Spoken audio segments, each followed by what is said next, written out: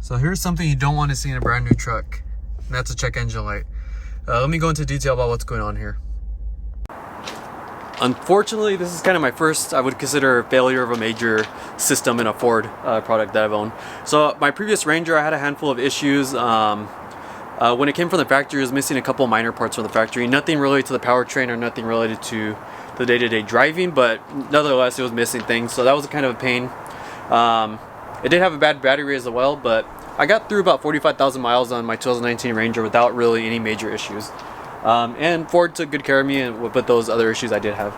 So I'm about 4,000 miles into this, and I've had a brake system failure. So a couple weeks ago, the brake light came on and said there was a brake system failure in the app. Get that checked out.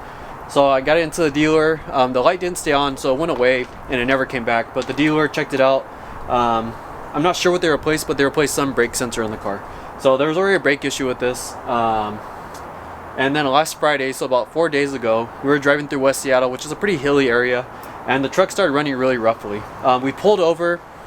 I turned off the truck. I checked under the hood just to see if there's anything obvious, and I didn't notice anything right away. So I was a little bit worried about there because we had some kind of plans that night, and I restarted the truck. The check engine light went off, and it drove fine the rest of the night. When we got to our destination, I noticed in the app it was saying that there was a misfire condition. I'll put a screenshot of that right now. But I didn't see the issue surface again for I would say 3 days. So that was Friday, today's Monday. I didn't have any issues all the weekend. Today went to the grocery store. It started running rough again. The check engine light came on. There was an O'Reilly in the parking lot, so I borrowed a OBD scan tool from them, and I was able to pull a code, and it was P0303. I think that was the code. If I'm wrong, I'll correct it in post. I'll put a little label up here. But pretty much it was saying there's a misfire condition on cylinder 3.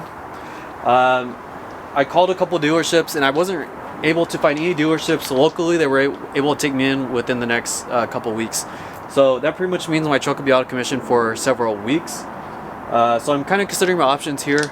The cylinder 3 is the one all the way back here. So it's the furthest back cylinder on the left side. So it's kind of a pain to reach. And I also have a bit of a problem with the idea of me buying this, some parts for this to fix it, especially when this is under warranty. I suspect it's the ignition coil on cylinder 3. I was thinking about testing that by swapping the cylinder 3 ignition coil with one of the other cylinder ignition coils, and if the misfire condition switches cylinders, then that would kind of give me a good idea that it is the ignition coil. That's kind of a lot of work for a brand new truck that should be working from the factory. So I'm not sure I'm going to do that. I need the truck, so I'm in a bit of a pickle here. So I'm going to try to see if I can get in sooner with the dealer, just so I don't have to pay for this, since it should be under warranty. But we'll see. If anyone else is having these type of problems with their F-150, let me know in the comments. It seems like, from what I see in the forums, it's not super common, but it seems like the ignition coil is the most likely issue here. But it is kind of unfortunate considering I've only had this for 4,000 miles, like less than 10% of the miles I've had on my Ranger, and I've already had like 2 pretty critical failures with this.